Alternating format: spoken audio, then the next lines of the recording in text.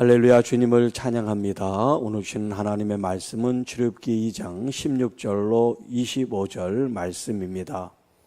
모세의 또 다른 40년이라는 제목으로 함께 말씀을 나눕니다. 모세가 이 땅에 태어남으로부터 40년 동안 우리에게 소개해주고, 오늘 본문은 그 다음 40년, 그러니까 41세부터 80세까지의 그의 인생을 말해주고 있는데, 아주 굉장히 짧은 스토리 이야기로 되어 있습니다.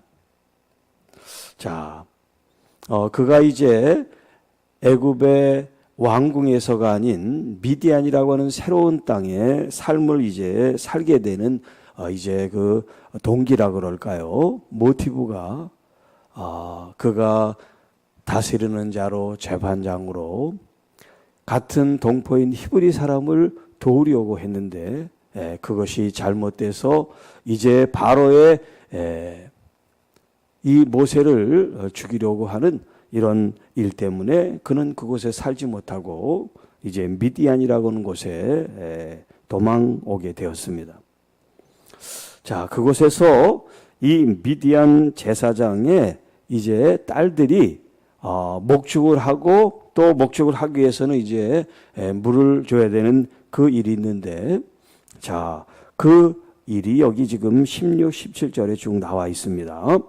미디안 제사장에게 7딸이 있었는데 그들이 와서 물을 길어 그 위에 채우고 그들의 아버지의 양떼에게 먹이려 하는데, 자, 아가서에 나온 그 술람미 여인도 이렇게 태양볕 들판에서 이제 목녀로서 일을 하는 어떤 그런 장면들이 등장을 하는데, 남자도 목축을 하지만 이렇게 장성한 딸들도 목축을 했어요.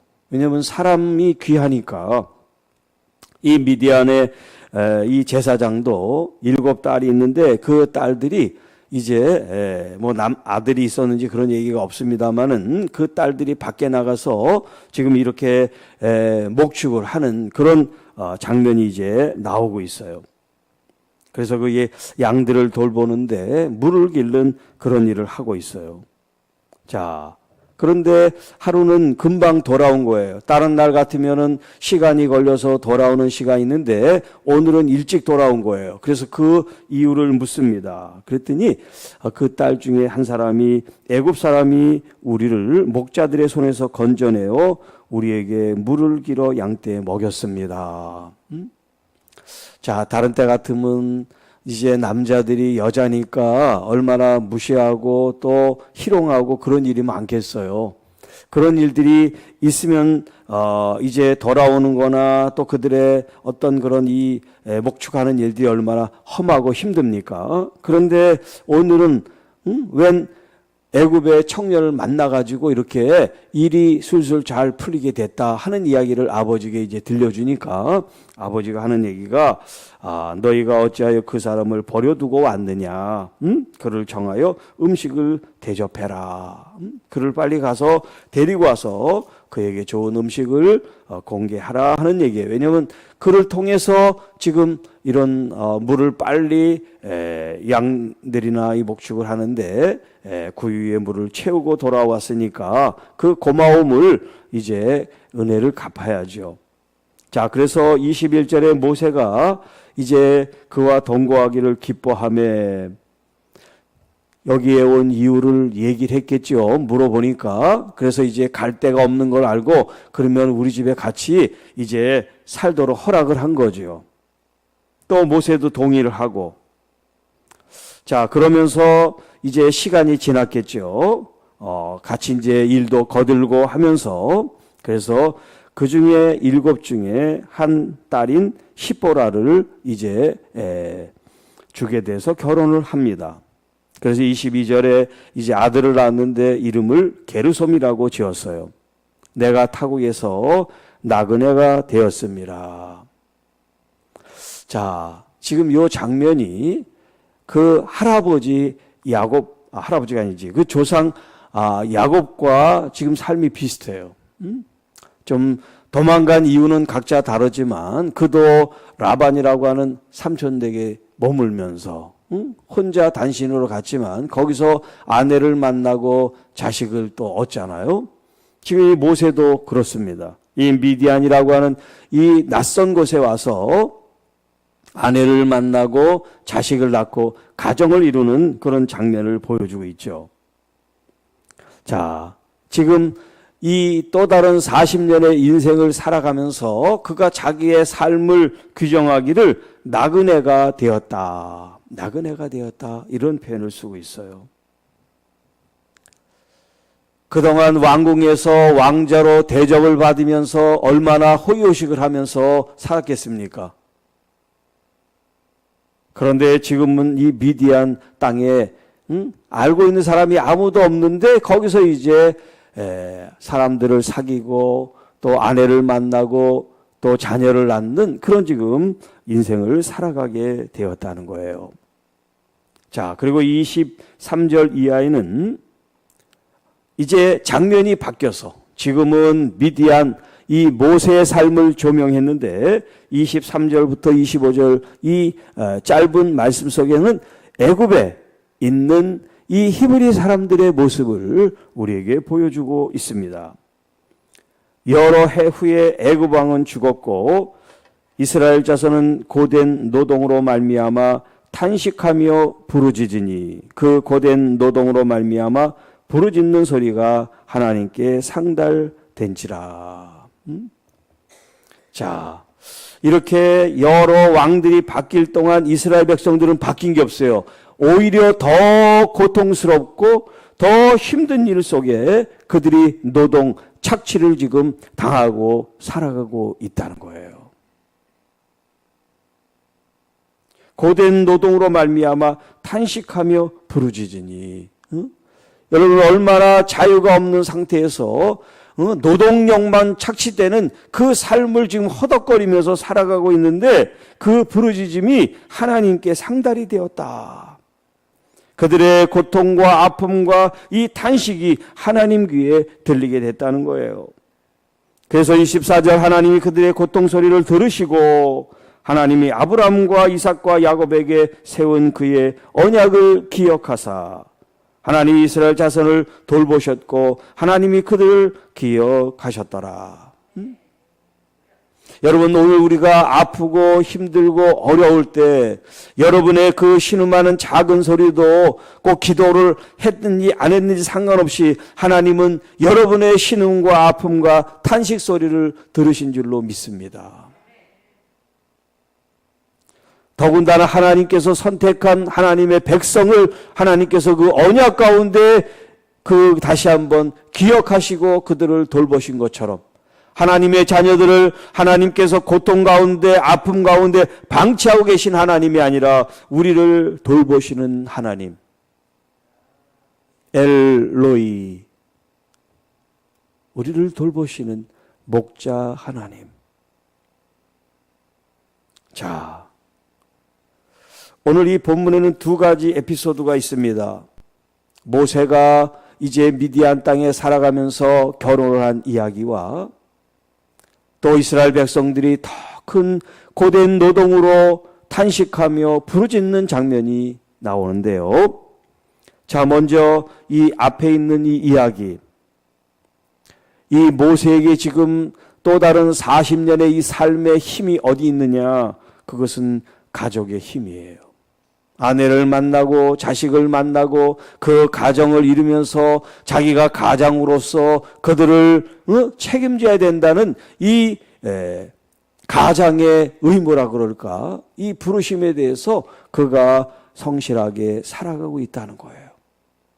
어찌 보면 왕궁에서의 삶과 이 미디안의 삶은 정말 하늘과 땅 차이일 수 있습니다. 거기서는 모든 환경이 갖춰지고 최고의 대접을 받고 최고의 존중을 받던 그런 사람인데 이 미디안 이 땅에는 아무도 아는 사람이 없어요.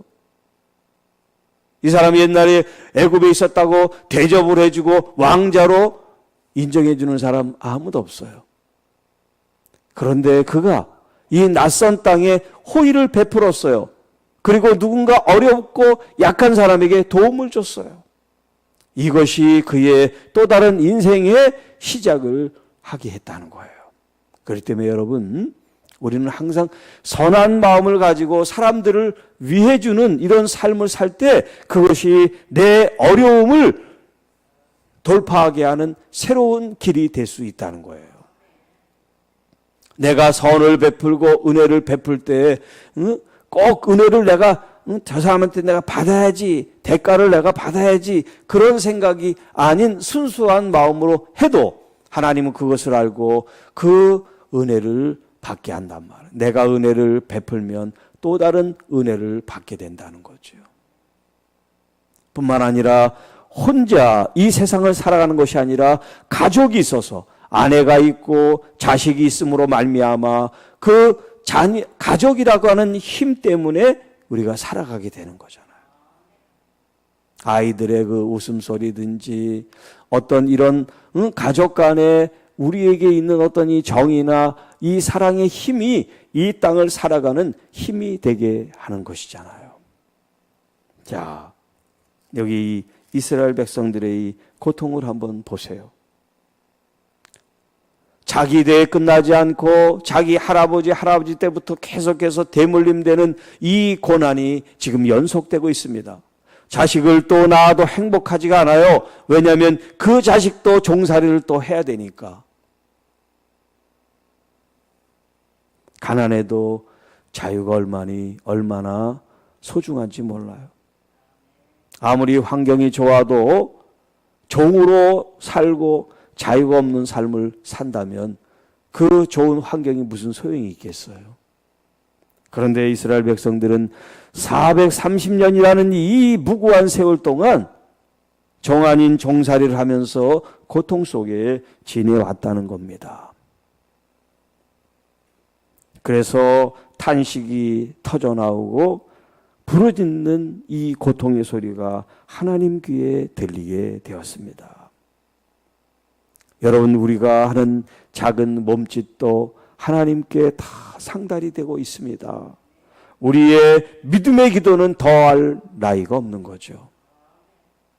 여러분의 고통과 아픔과 상심과 절망 속에 있는 그 모든 것들이 다 하나님께 상달될 수 있도록 기도하시기 바랍니다.